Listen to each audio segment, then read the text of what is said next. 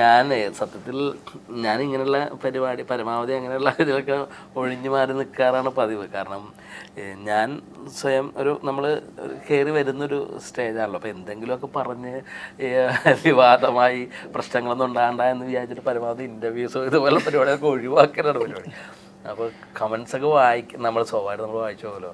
അപ്പോൾ കഴിഞ്ഞ ദിവസം ഒരു ഇതിന് പോയപ്പോൾ നമ്മളറിയാതെ ചില ആൾക്കാർ വീഡിയോസൊക്കെ എടുക്കില്ല. അപ്പോൾ അതിലൊക്കെ വന്ന കമൻ്റൊക്കെ വായിക്കുമ്പോൾ അങ്ങനെ പ്രശ്നങ്ങൾ ഉണ്ട്. പിന്നെ നമ്മൾ നിലനിൽക്കുന്ന ഇത് എന്താ പറയുക, നമ്മുടെ മുന്നോട്ടുള്ള യാത്രയൊക്കെ ഈ ഒരു ഇതിലാണല്ലോ. അപ്പോൾ ഇതൊക്കെ നേരിടേണ്ടി വരും.